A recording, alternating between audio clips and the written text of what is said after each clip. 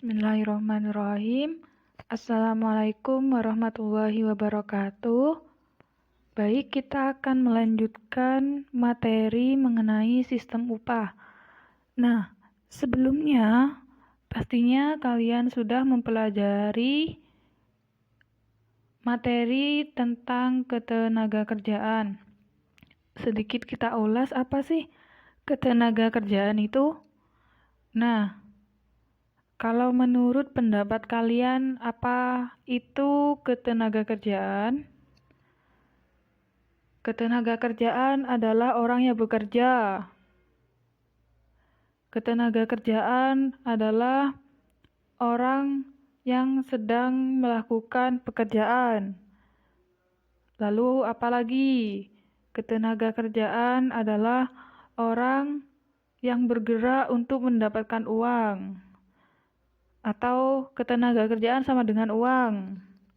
Boleh berpendapat seperti itu. Tetapi kalau menurut pengertian di buku LKS kalian itu tertulis menurut Undang-Undang Nomor 13 Tahun 2003 Pasal 1 Ayat 1, ketenagakerjaan adalah segala hal yang berhubungan dengan tenaga kerja pada sebelum, selama, dan sesudah masa kerja.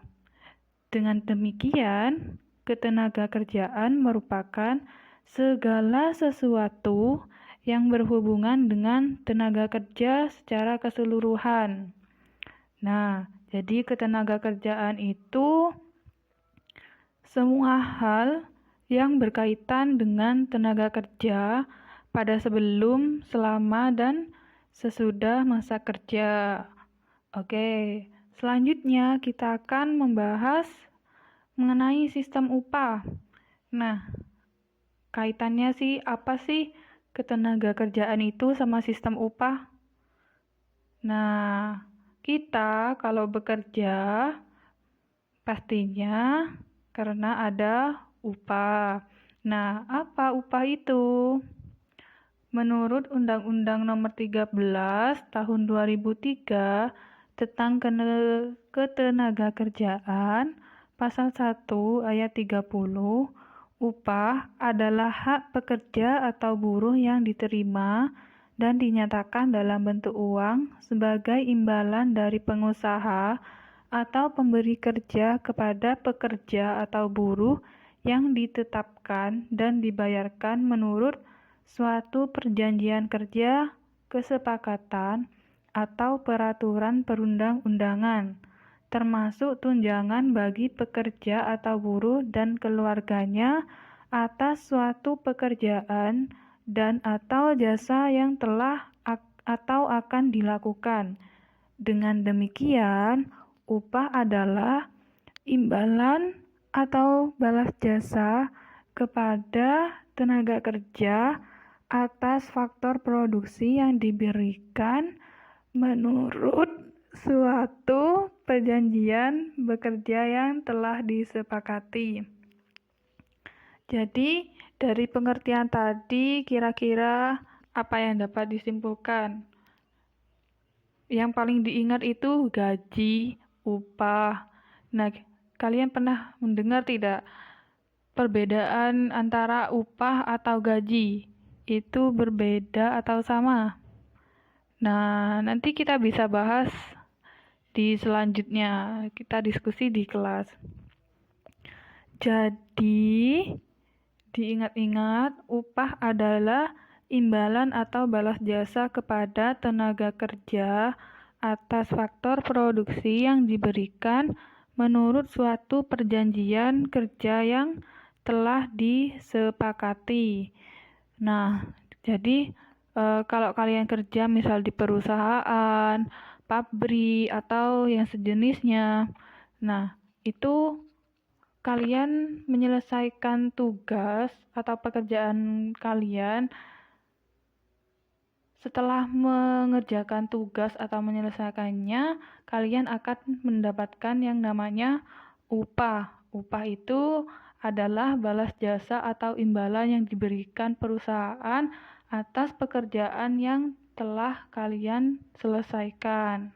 Nah, seperti itu pengertiannya upah. Oke, bisa diingat ya. Sekarang, setelah mengenal upah, di sini terdapat teori upah. Nah, kalau melihat di PPT ini dan berdasarkan peta konsep yang di-share oleh Pak Azim di Google Classroom, ada 3 teori upah. Nah, di sini ada teori upah alami, teori upah besi, dan teori upah etika. Nah, apa sih teori upah alami itu? Alami. Apa ya yang mengarah ke teori upah alami? Nah, teori upah alami ini dikemukakan oleh David Ricardo. Upah alami yaitu acuan besar upah agar pekerja hidup layak atau dasar batas minimum dari upah tenaga kerja yang bergantung pada kekuatan permintaan dan penawaran tenaga kerja di pasar. Nah, sedangkan upah pasar adalah upah sebenarnya yang diterima pekerja jika upah pasar lebih tinggi daripada upah alami, kemakmuran tenaga kerja meningkat. Jadi, upah alami itu acuan besar upah agar pekerja hidup layak atau dasar batas minimum dari upah tenaga kerja. Nah, jadi upah alami itu upah agar pekerja hidup layak atau dasar batas minimum dari upah tenaga kerja. Nah, untuk kemakmuran, tentunya upah ini kita peroleh untuk kemakmuran hidup kita. Selanjutnya ada teori upah besi. Nah, teori upah besi ini yaitu upah yang diterima pekerja yang merupakan upah minimal sehingga pengusaha meraih laba sebesar-besarnya. Teori upah besi ini upah minimal bagi pekerja. Nah, keuntungannya itu diperoleh oleh perusahaan. Sedangkan teori upah etika yaitu upah yang disesuaikan dengan beban pekerjaan yang dilakukan pekerja. Nah, ini biasanya tindakan pengusaha yang memberikan upah yang hanya cukup memenuhi kebutuhan minimum. Merupakan sikap tidak etis di sini. Para pengusaha sebaiknya memberikan upah layak kepada pekerja dan keluarganya, serta tunjangan keluarga. Teori upah etika yaitu upah yang disesuaikan dengan beban pekerjaan yang dilakukan oleh pekerja. Diingat-ingat. Teori upah besi yaitu upah yang diterima pekerja merupakan upah minimal sehingga pengusaha meraih laba sebesar-besarnya. Teori upah alami yaitu acuan besar upah agar pekerja hidup layak atau dasar batas minimum dari upah tenaga kerja yang bergantung pada kekuatan permintaan dan penawaran tenaga kerja di pasar. Teori upah alami dikemukakan oleh David Ricardo. Teori upah besi dikemukakan oleh Ferdinand Lassalle. Nah, tulisannya Ferdinand Lassalle. Kemungkinan cara bacanya berbeda ya. Kita pakai cara baca lokal. Nah, selanjutnya ada beberapa sistem upah. Nah, ini kalau tidak salah, sistem upah ini berlaku di Indonesia. Ada 1, 2, 3, 4, 5, 6. Ada 6 sistem upah di Indonesia. 1 yaitu sistem upah menurut waktu. Nah, kira-kira apa sih sistem upah menurut waktu itu. Menurut waktu, kira-kira dalam pikiran upah yang berdasarkan waktu itu seperti apa? Nah, sistem upah menurut waktu itu upah yang dihitung berdasarkan lamanya seseorang bekerja, misalkan per jam, per hari, atau per bulan. Selanjutnya, ada sistem upah menurut prestasi.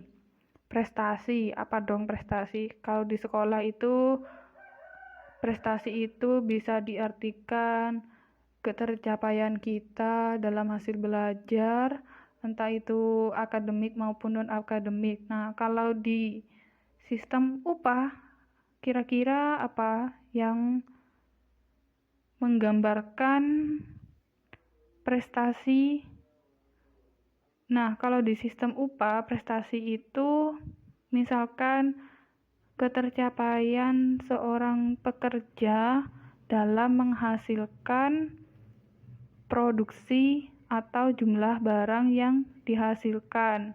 Jadi misalkan jatah produksi sehari seorang pekerja itu 50 produk ya. Tapi dia bisa menciptakan produk sebanyak 70 produk. Nah, berarti dia melewati batas yang sudah ditentukan. Awalnya 50, ternyata hasilnya 70. Nah, itu suatu kegercepan ya, gerak cepat akhirnya hasilnya banyak. Nah, itu bisa disebut dengan prestasi. Nah, itu akan mendapatkan upah tambahan dari perusahaan, tapi untuk perusahaan tertentu, tidak semua perusahaan memiliki sistem seperti itu, jadi tergantung sama perusahaannya juga. Lalu ada sistem upah menurut satuan hasil. Ini juga hampir mirip. Nah, menurut satuan hasil itu dihitung pada jumlah hasil yang didapatkan atau yang diperoleh. Nah, misalnya si Arta nih. Nah, Arta itu bekerja di sebuah perusahaan, lalu mendapatkan hasil pekerjaannya misal membuat boneka. Nah, boneka yang dibuat Arta itu 100. Nah, satu boneka itu dibanderol dengan upah 20.000. Berarti 100 boneka dikali 20.000 sama dengan, berarti itu yang menjadi upah Arta. Nah, selanjutnya setelah menurut satuan hasil ada upah borongan. Nah, upah borongan ini biasanya dilakukan oleh pekerja borongan yang dikoordinasikan dengan pemborong. Nah, sistem upah borongan ini disesuaikan dengan kesepakatan bersama antara pemberi kerja dan penerima kerja.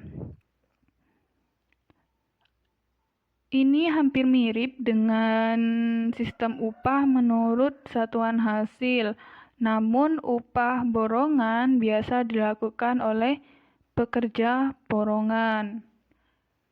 Selanjutnya yaitu ada sistem bonus. Nah, bonus apakah mirip dengan prestasi? Kalau sistem bonus merupakan upah tambahan di luar gaji atas partisipasinya dalam memajukan perusahaan.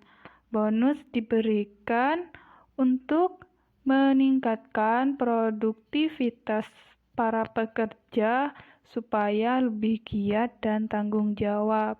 Nah, prestasi ini sama bonus itu hampir mirip ya. Jadi sama-sama untuk meningkatkan produktivitas para pekerja. Nah, selanjutnya ada sistem mitra usaha. Nah, sistem mitra usaha ini merupakan upah berbentuk saham perusahaan kepada karyawan sehingga karyawan berhak atas pembagian keuntungan atau dividen. Saham tidak diberikan kepada perorangan melainkan kepada organisasi pekerja di perusahaan tersebut.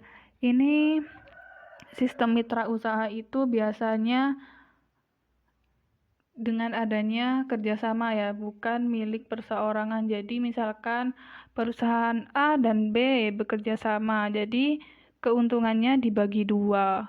Seperti itu sistem mitra usaha. Oke, selanjutnya kita akan bahas pengangguran di part selanjutnya. Semangat belajar, terima kasih. Wassalamualaikum warahmatullahi wabarakatuh.